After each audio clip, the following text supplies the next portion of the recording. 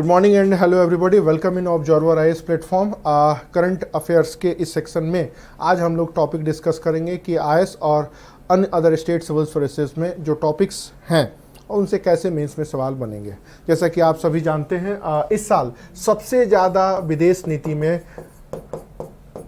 प्रभावित करने वाले एक देशों में है चाइना और इंडिया के कोरिलेशंस। तो जो ट्रेडिशनल क्वेश्चन बनते हैं इंडो चाइना रिलेशन, लेकिन जो बनेंगे एट प्रेजेंट सिनेरियो क्या है इंडिया और चाइना के रिलेशंस के बीच में।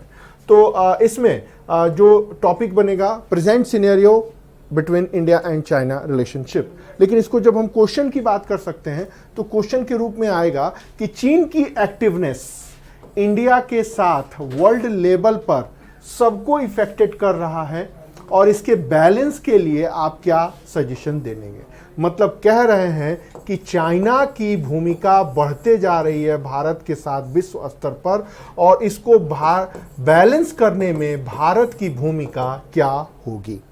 ये प्रश्न इसलिए इंपॉर्टेंट है कि अभी कुछ समय पहले क्वाड का एक कॉन्फ्रेंस भारत में हुआ। जापान भी भारत के साथ, ऑस्ट्रेलिया, अमेरिका और पूरा यूरोप भारत के साथ कोलैबोरेशन करने के लिए आगे आ रहा है। फिर इधर एक साल से देखिए तो गलवान घाटी में प्रॉब्लम आया, उसके बाद लद्दाख में आया, फिर डोकलाम में आया, फिर अरुणाचल प्रदेश के तवांग में आया। तो लगभग पूरी भारत की विदेश नीति फोकस रही चाइना के ऊपर। तो जो भी सवाल बनेंगे वो इसी लेवल पर बनेंगे, relation between India and China and activeness of China and role of India to balance Chinese policies. तो अब इस तरह के कोई भी सवाल मेंस में बनते हैं। आईएएस में 200 बनेंगे, बीपीएससी में इनकी संभावना 300 शब्दों से ज़्यादा की है, लेकिन हमने यहाँ पर फोकस सिर्फ 300 वर्ड्स में किया है। अब जब ये क्वेश्चन आएगा तो क्वेश्चन किसी भी रूप में आए, जो पहला स्टेप होगा आपका परिचय, मतलब आप इंट्रो लिखेंगे अकॉर्डिंग टू क्वेश्चन। यहाँ पर 2 लाइन पर्याप्त है इंट्रो को लिखने के लिए।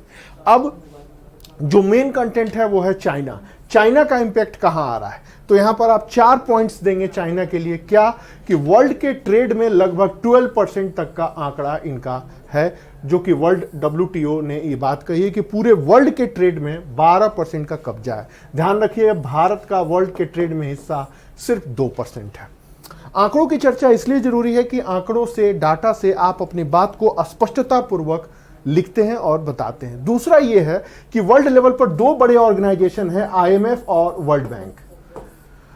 पूरे वर्ल्ड की इकोनॉमी में इनकी घुसपैठ या धूम या वर्चस्व या कब्जा बचा हुआ है। तो फाइनेंशियल सेक्टर में AIIB और NDB, ये 2 ऐसे मेजर ऑर्गेनाइजेशन हैं जो बहुत तेजी से ये उभर रहे हैं और ये वर्ल्ड लेवल के ऑर्गेनाइजेशन के इंपैक्ट को कम कर रहे हैं, कमजोर कर रहे हैं, या पिछाड़ रहे हैं, या फिर एकदम सीमित कर रहे हैं। तीसरा, वन बेल्ट वन रोड, ये आपने मैपिंग देखा होगा किस तरह वर्ल्ड में अपना एक एम्पायर बना रहा है। मतलब तीसरा पॉइंट जो आपको लिखना होगा कि वन बेल्ट वन रोड के माध्यम से मोर देन 56 नेशन के साथ चाइना जुड़ा हुआ है और जुड़ने के बाद से वर्ल्ड के पूरे इकोनॉमी को धीरे धीरे प्रभाव में ले रहा है। फिर जो चौथा पॉइंट होगा वो ये है कि पूरे के पूरे मिडिल ईस्ट में, साउथ एशिया में, साउथ ईस्ट एशिया में और यहां तक कि अफ्रीका में चाइना एक तरह से घुसपैठ करके वर्चस्व स्थापित कर रहा है। कैसे, इस चीज को देखिए। पूरा यहां पर साउथ चाइना से इनका विवाद चल रहा है। इस पूरे एरिया में ये घुसपैठ तो कर ही रहे हैं, एंट्री मारे हैं अफ्रीका में, बस एक साउथ अमेरिका वाला बचा हुआ है। तो इतने एरिया में घुसपैठ कर रहे हैं जो उनके इमर्जिंग चाइना का एक फेस आ रहा है।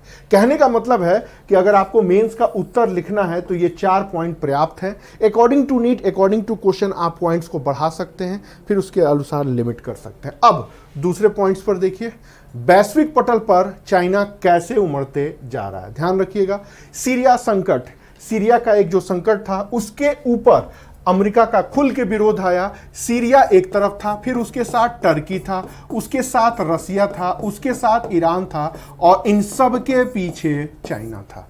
ध्यान रखिएगा। तो पहला पॉइंट होगा कि सीरिया के मुद्दे पर अमेरिका का खुल के विरोध किया है।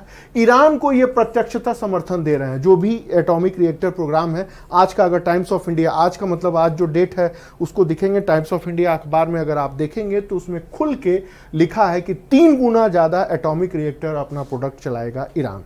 फिर इजराइल के ऊपर ये चुप्पी साधे हैं। टर्की, रशिया, ईरान और पाकिस्तान के साथ एक गैंग निर्माण। अब ये शब्द मेरे नहीं है, ये इंटरनेशनल लेवल के मैगजीन्स के ऊपर लिखे गए हैं, वो एक शब्द है।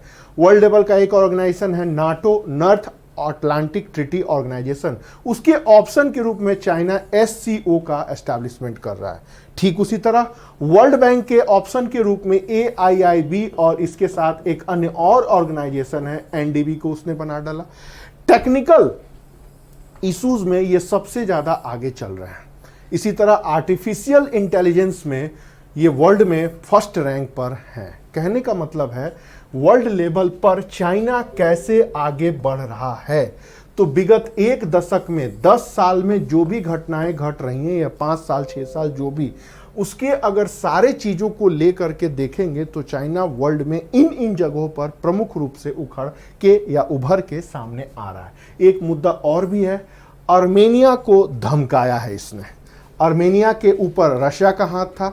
ये चीन का और टर्की का घुसपैठ था या दबदबा था कि रूस चुप्पी साधे रहा और अजरबैजान धमका चुका आर्मेनिया को चाइना ने भी धमकाया।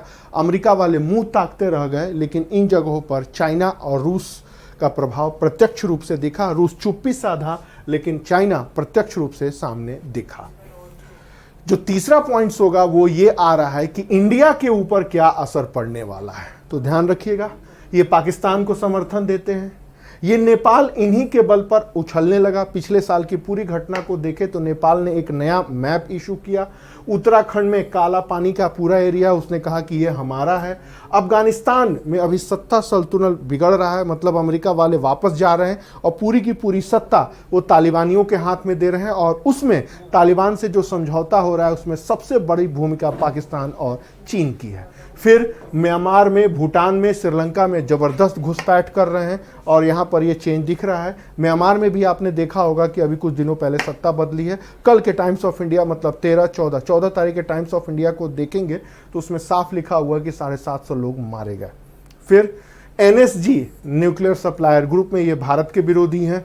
UN में भारत के मेंबरशिप के भी ये विरोध करते जा रहे हैं। मतलब भारत के ऊपर जब प्रभाव की चर्चा करेंगे तो इतने रूप में करेंगे। और भी पॉइंट लिख सकते हैं, जैसे भारत के नाम पर मेड इन इंडिया का ठप्पा लगा के सामानों को बेचना, भारत की इमेज खराब करना और भी कई चीज़ें। फिर इसको संतुलन कैसे करेंगे, अर्थात इंडिया का रोल क्या होगा। तो हम क्वाड के साथ आ रहे हैं, हम यूरोपियन यूनियन के साथ आ रहे हैं, हमें तिब्बत, हमें हांगकांग, हमें ताइवान में जो भी हमारी पॉलिसी है उसमें बदलाव की ज़रूरत है। हमें चाइना के ह्यूमन राइट्स के इश्यूज़ को भी उठाना होगा। और एक चाइना का जो भी इंटरफेरेंस है भारत में, ये प्रश्न पिछले साल आया हुआ है कि चाइना से मिलने वाले चैलेंज को गांधीजियन फिलॉसफी से कैसे चेंज करेंगे। तो गांधीयन फिलॉसफी से प्रभावित है स्वदेशी और आत्मनिर्भरता। तो ये कुछ पॉइंट्स हैं जो आपको इसमें डालने होंगे। कुल मिलाकर के अगर आप क्वेश्चन को देख रहे हैं तो जो क्वेश्चन आ रहे हैं वो क्वेश्चन यही हैं और आपको इस क्वेश्चन में सबसे पहले इंट्रो लिखना है, फिर उसके बाद दूसरे पॉइंट में इस पॉइंट को डिस्कस करना है, तीसरे पैरा में इस पॉइंट को, चौथे पैरा में इसको और पांचवें पैरा में इसको। इतने के ऊपर आपको अप्रोच होना चाहिए। कहने का मतलब है एग्जामिनर भी जब आपके आंसर को चेक करता है तो यही सारे पॉइंट्स को देखता है। अगर आपने ये पॉइंट्स लिखा तो आपके मार्क्स 70% के ऊपर होने चाहिए। अगर आपने नहीं लिखा, नॉर्मल बातें लिखी, तो 30% तक आके आपका मार्क्स सिमट जाएगा। कहने का मतलब है कि ये जो एक पेज में हमने आपको करंट अफेयर्स की मेजर चीज़ें बताई हैं वो पिछले 10 साल में चाइना कैसे इफेक्टेड कर रहा है पूरे इंडिया को, पूरे वर्ल्ड को, सोशल सेक्टर को, इकोनॉमिक सेक्टर को, पॉलिटिकल सेक्टर को, UN को, वर्ल्ड बैंक को, नाटो को, वो सारी चीज़ें इस एक पेज में समेटी गई हैं। अब इसी को ज़रूरत के अनुसार, अगर आपका उत्तर IS का है, 200 शब्दों में देना है, तो इसी को पॉइंट में आप लिख देंगे। ये 120 शब्द भी नहीं है, 100 शब्द भी नहीं है, तो आपका 200 शब्द तैयार हो जाएगा। BPSC दे रहे हैं तो 300 के ऊपर या 350 तक आप इसको लिख सकते हैं। UP PCS दे रहे हैं तो 200 शब्द में ऐसे आपको लिखना है। फिर इंटरव्यू अगर आप दे रहे हैं तो आपसे पूछेगा कि चाइना का क्या इंपैक्ट आ रहा है, तो आप यहां पर 4 लाइन में इसको बोल सकते हैं। या वर्ल्ड लेवल पर चाइना कैसे इफेक्टेड कर रहा है, तो यहां पर 10 पॉइंट में से 3-4 पॉइंट। या फिर भारत के ऊपर क्या असर पड़ रहा है, तो यहां से पॉइंट्स, और इनको बैलेंस कैसे करेंगे, तो ये कुछ पॉइंट्स हैं।